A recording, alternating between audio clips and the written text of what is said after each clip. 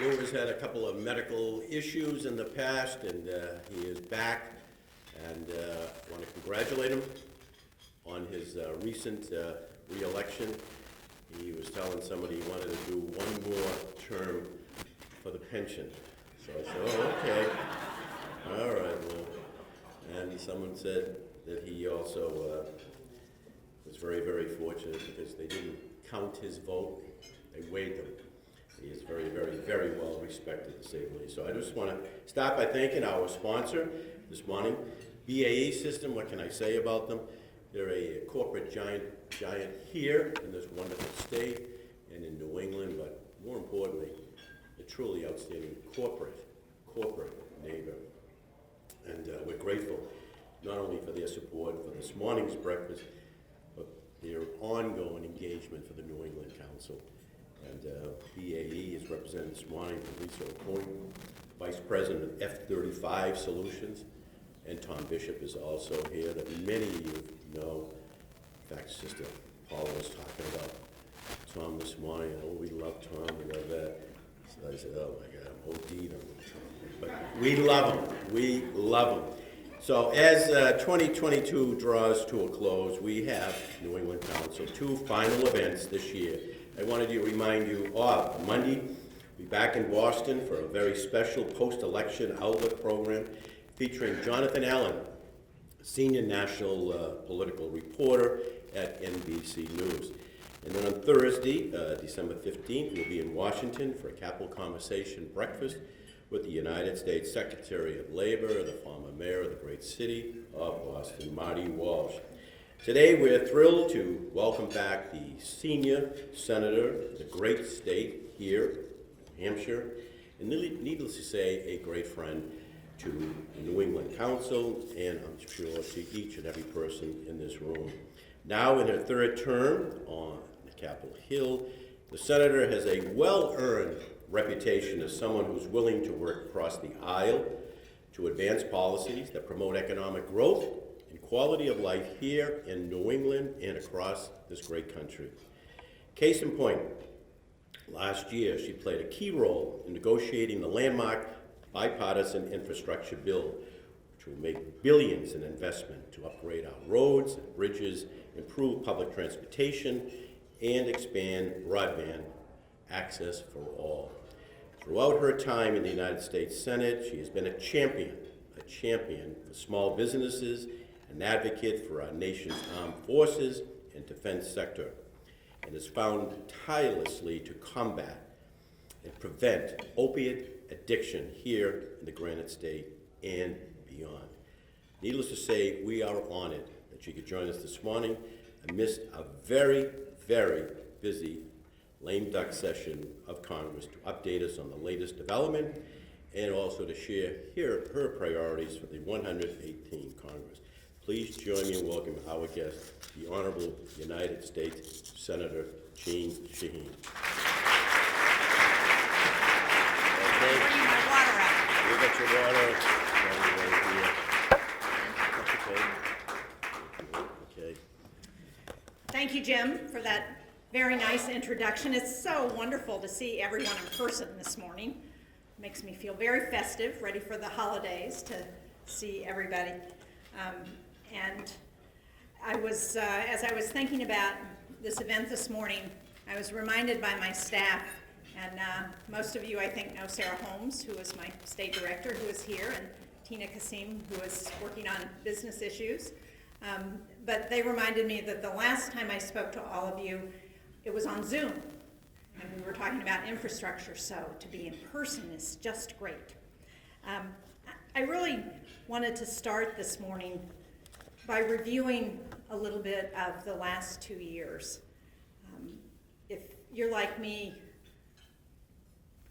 the time since 2020 when COVID hit is sort of a blur. And so I think it's helpful to look back at what's happened because so much has happened. And we had a chance to hear yesterday in Washington from Heather Cox Richardson, who is a historian and professor at, I think, Boston College. But one of the things she said that I thought was, that made me very proud, was she said that this has been the most productive Congress since the Great Society programs of the 1960s. And so, as we think about the challenges and the reports of how partisan things are in Washington and how divided the country is, I thought it was helpful to think about what we've accomplished in the last couple of years in Congress. We passed the Infrastructure Investment and Jobs Act, which was the biggest investment in infrastructure in this country since the interstate highway system. We passed postal reform. Since I have been in Washington, and I got there in 2009, we've been talking about the need to address our postal system, and we finally did that last year in a way that no longer requires that they prepay their retirement benefits, which is what was really putting the postal system in jeopardy. We passed the PACT Act, which is legislation to expand health benefits for our veterans, particularly those veterans since 9/11.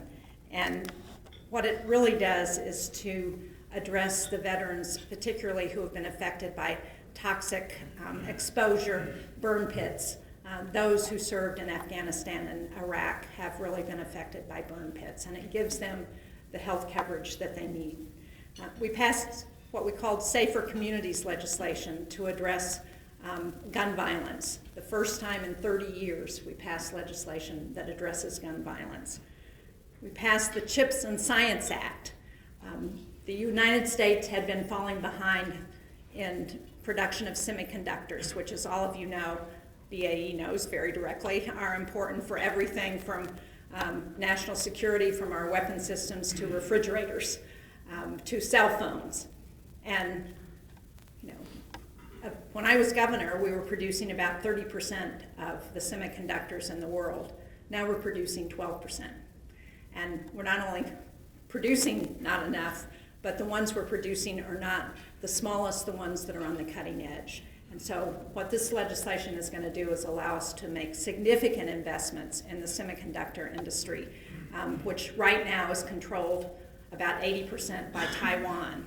And you think about the challenge that we're facing with respect to China and their interest in controlling Taiwan. What happens if they invade Taiwan and we lose our access to that semiconductor industry? So a critical investment that's going to be really important, and includes significant provisions on the science side for the National Science Foundation, for Rivier and UNH and all of the colleges and universities in New Hampshire. That's going to make a huge investment in the research that's going on our campuses. We just passed the Respect for Marriage Act. As many of you know, after the Dobbs decision by the Supreme Court, there was real concern that gay couples who are married were not going to be able to have their marriages recognized in other states. And so this legislation that just passed the House yesterday, it hasn't, I think the President signed it yesterday afternoon, means that couples no longer have to worry about that. Now, all of that legislation, and this was all, we did a lot of other things too, appointed the most judges by any administration since in the last few presidencies, I think since Bill Clinton. But all of that legislation was passed with bipartisan support. That was all done by Democrats and Republicans. So don't let anybody tell you that nothing's getting done in Washington because of the partisan divide. All of that got done because of bipartisan work. Now we did also pass some significant legislation with just Democratic votes, without Republican votes. The American Rescue Plan in early 2021 to help the country get through COVID and address the costs of COVID was passed. And that was really important, I think, as we think about how far we've come in terms of being able to address COVID, providing the vaccinations, getting those out to people, addressing the hospital costs of the COVID pandemic. That legislation has been really important. And in New Hampshire, we got about $2.5 billion through that legislation that got distributed at the state, county, and community level. We also, in August, passed what we call the Inflation Reduction Act, which provides really important resources to continue to address healthcare and expand access to healthcare. Right now, we're in the open enrollment period for the Affordable Care Act. If you have anybody you know who needs health insurance, please encourage them to sign up. We have navigators now who can help people as they're thinking about what policy and plan is best for them. But it provides an expansion of subsidies to help people afford the cost of health insurance, and that's really important. I think the real landmark change that legislation provides, however, is it for the first time allows Medicare and Medicaid to negotiate with Big Pharma for the costs of prescription drugs. And for anybody here who gets your prescription drugs through the VA, you'll know if you compare that to what people who are paying on Medicare, there is a significant difference. And that's important because it means that it will encourage the private sector to reduce the costs of those prescription drugs. We also, as part of that legislation, made the biggest investment in addressing climate change in this country's history, $366 billion, which will help us reduce our emissions by 40% by 2030.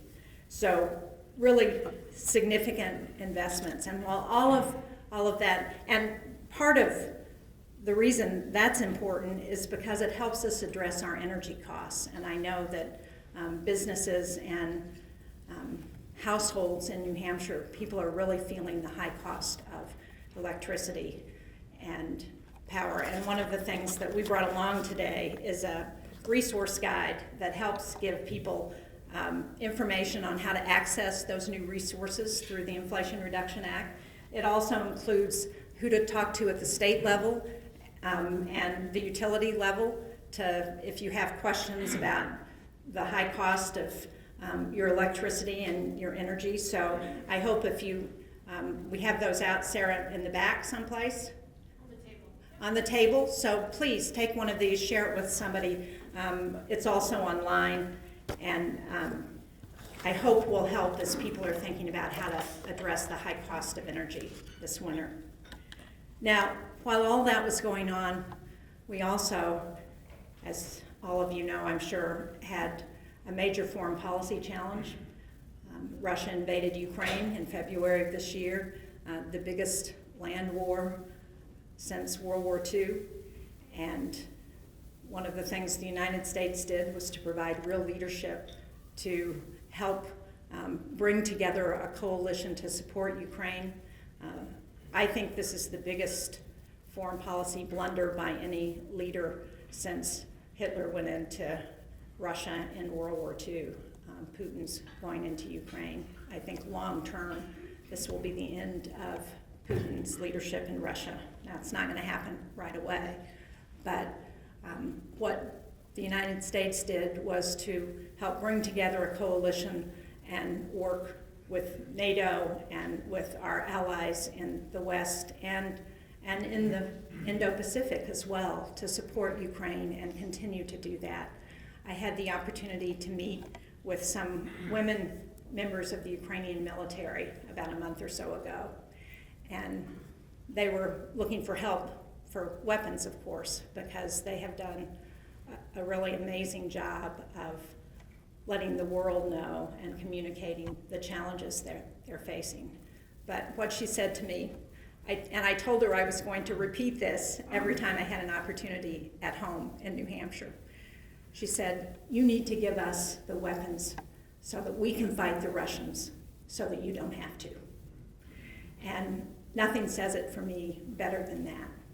If we don't stop Putin here, who knows where he's going to go next.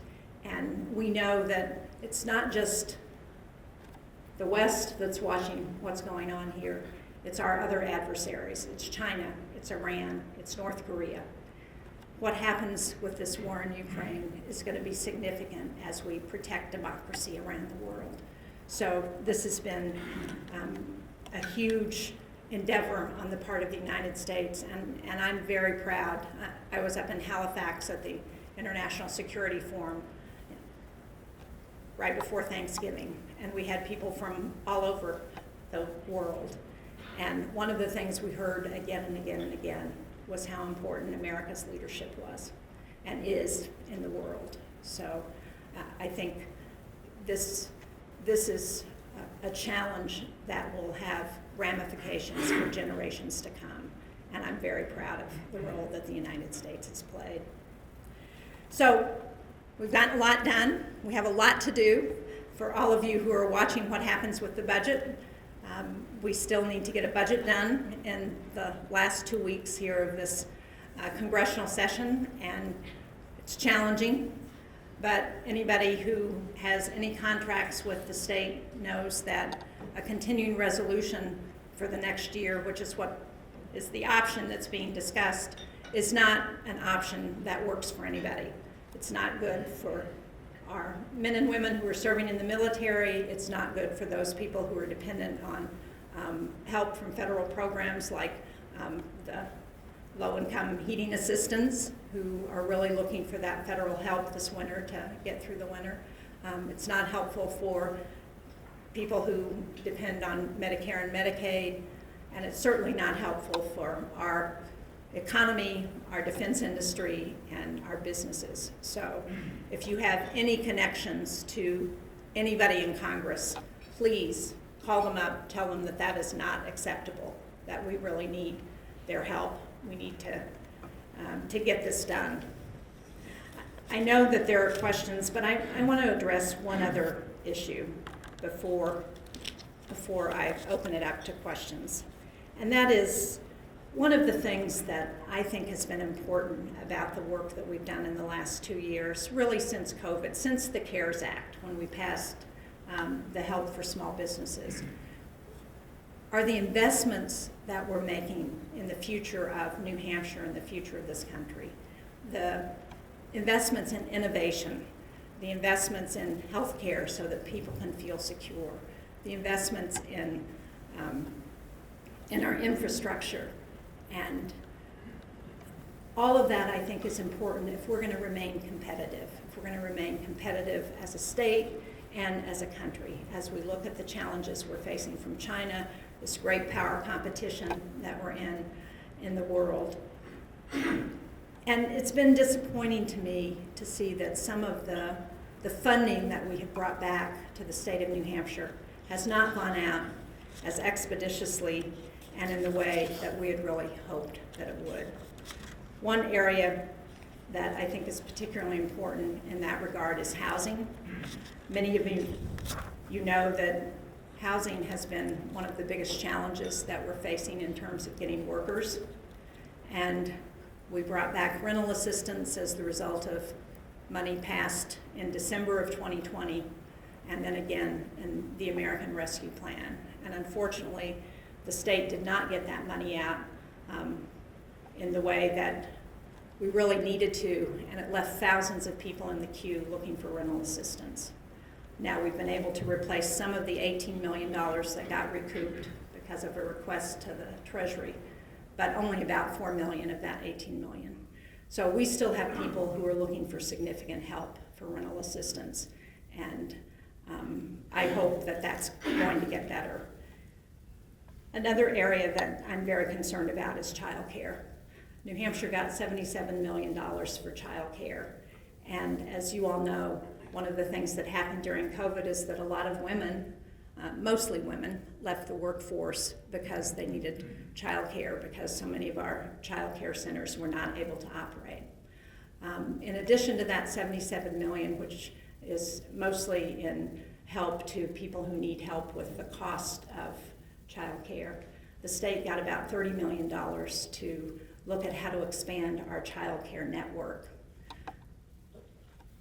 It's been almost 2 years now. It's going to be 2 years because before that money goes out. And I think that's unacceptable. And as the business community, you all should also think it's unacceptable.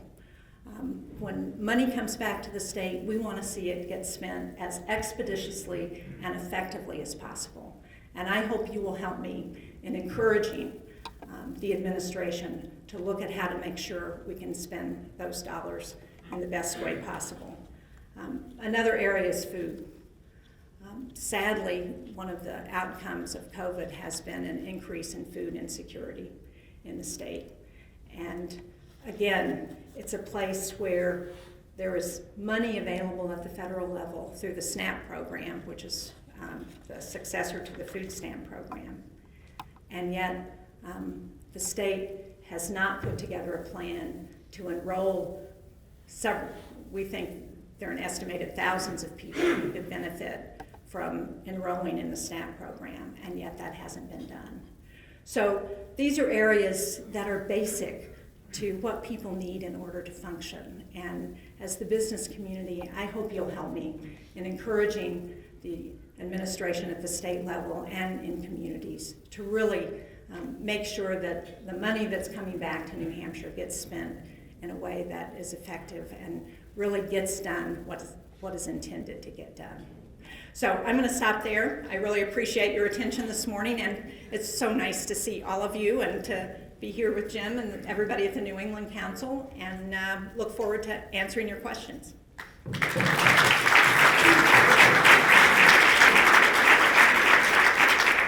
We have time for a few questions. Maybe I'll just ask the first question. Senator, needless to say that New Hampshire got some unsettling news this past week regarding the first in the nation primary here in New Hampshire, that there are some people maybe in the DNC that might be contemplating making the change that New Hampshire may be second in the 24 primary. Your thoughts on how this is playing out, and also your thoughts on what New Hampshire can do or anyone else to preserve the tradition that we have? Well, first of all, like all of us here, I think, we all understand the important role that New Hampshire plays in the presidential selection process. I mean, one of the great things about the New Hampshire primary is that as a candidate, you can come here, you don't have to have a lot of money, you don't have to have a lot of name recognition, and you don't have to have a big board, be the establishment candidate, and you can get heard. People invite you into their living rooms, you can do town hall meetings, you can have an opportunity to really have your candidacy be seen by voters. And voters are engaged at a level that I think doesn't exist in many places around the country. One of the examples that Tom, I'm sure, can appreciate in particular is John McCain's candidacy. When he was running in 2000 and he was out of money, he had to lay off most of his campaign staff, and he came to New Hampshire and he did, I forget how many town halls around the state. He got heard, and voters supported him over George W. Bush, who was then the establishment candidate, and he had a chance to get heard and have his candidacy seen. That doesn't exist in lots of other places, and that's what I think is so special about the New Hampshire primary. And I got, like many people, I got involved in politics in the New Hampshire primary, working for Jimmy Carter, who was then a little-known politician from Georgia, and he was able to go on to become president.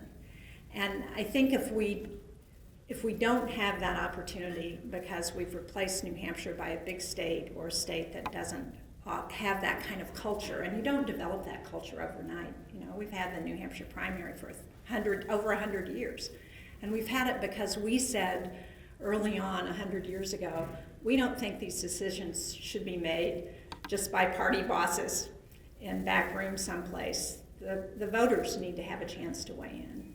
And I think that's what got lost in the debate at the DNC Rules Committee. Now, we have a state law that says we're going to go first, so we're going to go first.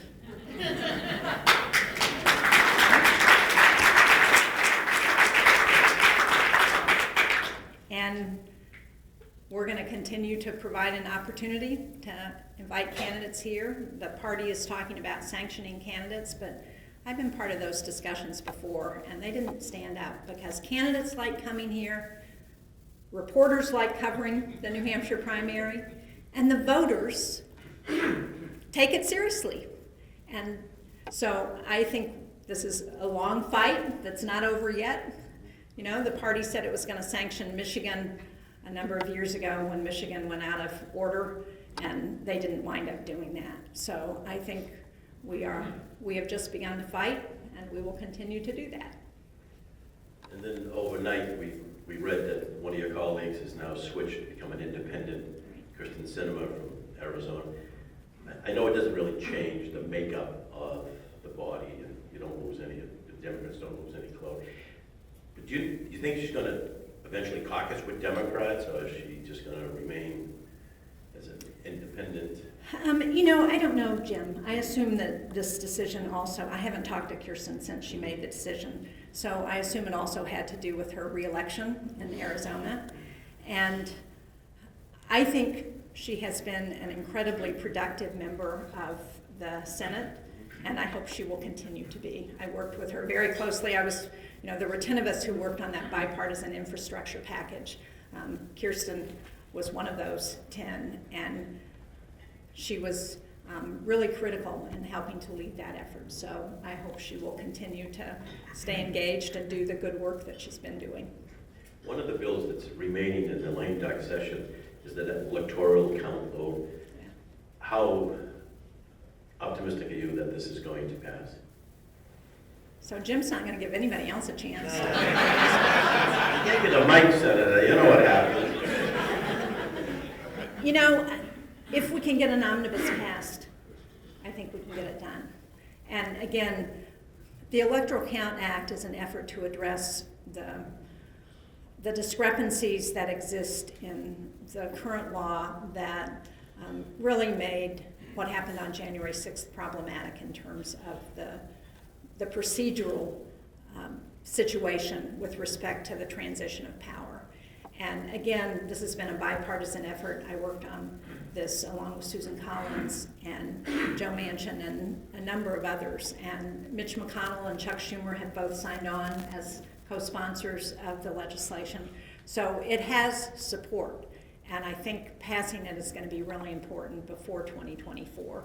So I'm really hopeful if we get an omnibus budget for the next year, which I'm going to continue to lobby for, then I think we'll get it done. Questions from the audience? The Honorable Bob Baines. Senator, So nice to see you, Bob. good to see you as well. First of all, thank you for your unparalleled leadership in New Hampshire and the nation. It's really appreciated. My wife and I did something last night we hardly ever do. We watched a meeting of the Board of Mayor and Aldermen.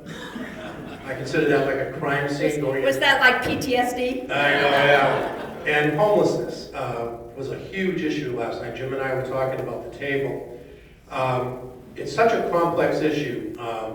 They're walking a sidewalk in Manchester now. There's a lot of activity around it. As a former mayor, I get concerned about the economic vitality, the impact on, my son's a restaurateur, how that's going to affect his businesses and others. There's a daycare center next to it. They estimate depending on who you talk to, estimate between 600 to 1,000 homeless people in various situations, some couch surfing.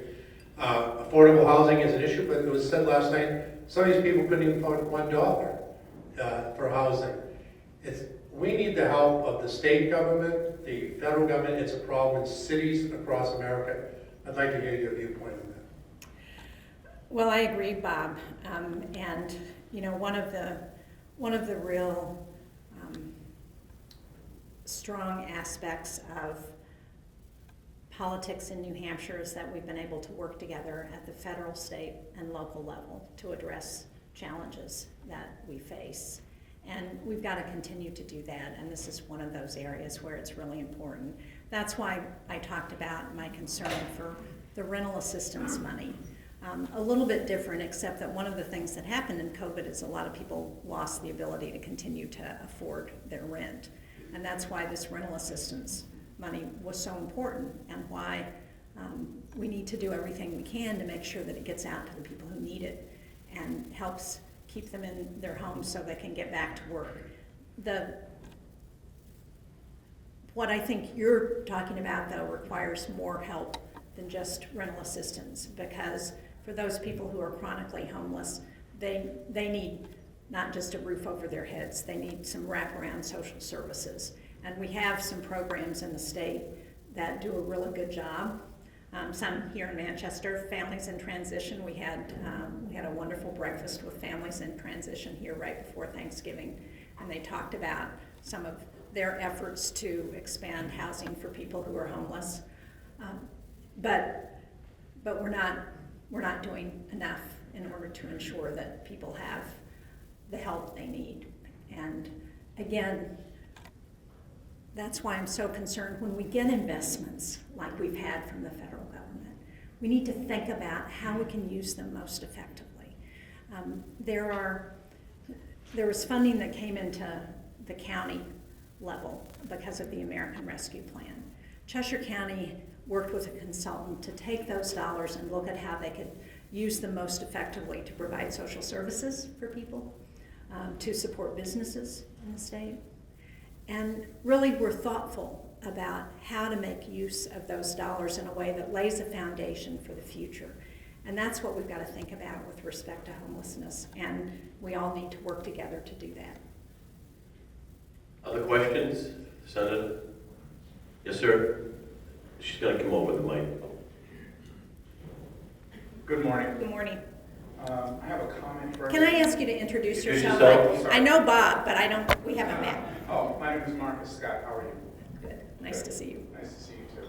I have my notes there written down, but I wanted to start with a comment. I didn't grow up here in New Hampshire. I've been here about 25 years. I'm from California, from Oakland, California. And the one thing I love about coming here, and it's what you guys have talked about, is that primary. I love the idea of going and seeing both Republicans and Democrats, and I take advantage of that all the time because you just get to see the walks of life here. Absolutely. So I wanted to say thank you for fighting to keep that the way it is. Thank you. It is something, and the other thing that I didn't mention, but you may be speaking to, is that independents in New Hampshire can vote in either the Democratic or the Republican primary. And it's great because it means that independents weigh in and we have a sense of what they're thinking about that parties don't always get when it's an insular primary. Well, see, for me, it's important because, I vote one way, but I did get to see other perspectives and just, helps me tighten up what I'm going to do. Absolutely. And I have gone off script sometimes because of it. That was my comment. My question is, I'd like to talk about the Ukraine for a minute. Russia has invaded the Ukraine. It's just breaking. It broke my heart to see what all those people are going through, and the fact that we've taken leadership in giving them equipment to help fight back, and it's working from what I can see. And thank you for your leadership in that. Poland is doing something heroic in taking in refugees and helping people out. And I know that the United States has put some people in Poland. Do you think that would be a permanent thing, having troops go into Poland and helping Poland stay solid in that respect? I do think that we are going to keep troops in Poland for some time. Poland would like to have us station more troops in the country. Right now, we're working through NATO, and we've expanded forces from NATO in not just Poland, but also in the Baltics and Romania. And I think we will continue to do that for some time to come, because what we have learned is that we have to deal with autocrats and dictators like Putin. And the best way to do that is to ensure that we have the defensive forces to deter him from doing that. Jeff?